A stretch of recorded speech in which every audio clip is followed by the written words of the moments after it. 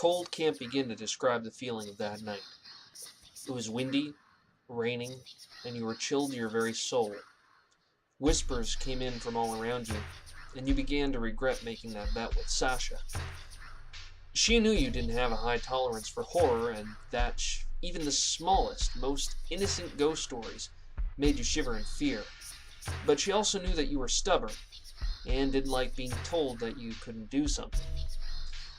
So she bet you $50 that you couldn't stay in the old Peterson place for more than half an hour, and you decided to make her double that for double the time. $100 for an hour's work? Why not? You thought for sure that you could keep your fear in check for long enough to rub it in her face. At least that's what you thought. It's only been 15 minutes and already you were starting to lose it. If I can hold on for just 15 more minutes, our original bet still holds, you thought. Which was the truth. Upon deciding to double the bet, Sasha said that she would still honor the original bet because the way she saw it, you were still doing pretty well. You know that she was a friend, but still questioned why she would make you this bet in the first place. Maybe to help face your fears? Either way, you were here now, and you had to stay for at least another 15. This was no easy task, though. Every time you looked around you, the room seemed to grow less and less familiar. Not that it was familiar in the first place, but it just seemed to have a life of its own. You were in the front hall, and that's where you wanted to stay. It made the most sense to stay there. It was close to the exit, and it meant not having to move around in this creepy old place. Suddenly you hear the whispers again. You heard them the second you walked through the threshold, but thought it might have just been the creaking of the wood, or maybe the rustling of the leaves of the trees outside. After it happened again a couple more times, you're convinced that they are the sounds of the spirits of the long-dead Peterson family. Glued to your spot next to the front door, you silently count down the time to yourself, waiting for that half-hour mark to come up. As you are counting, you notice that your voice is the only thing you can hear, as everything else around you falls silent.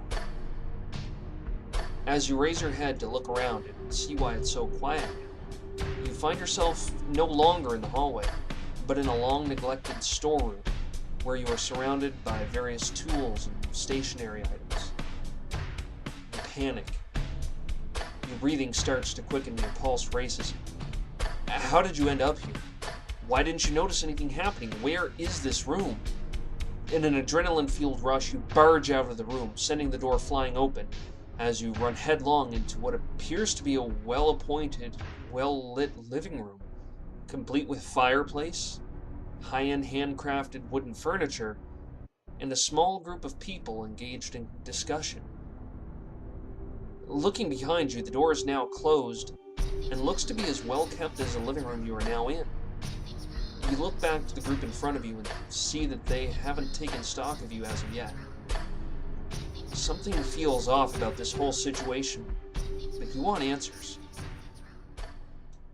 Hello, folks! So, this is the beginning of a brand new arc in my Branching Tales series. I hope you guys enjoyed it. I know it's super short, and I do apologize for that, but I do have 3 choices for you. You just entered into this really nice-looking living room from a really creepy closet storeroom thing where you somehow got to and you don't know how.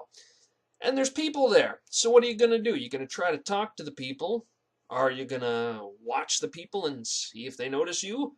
Or are you going to try to go back into the storeroom and see where the heck you just came from and see if there's a way back?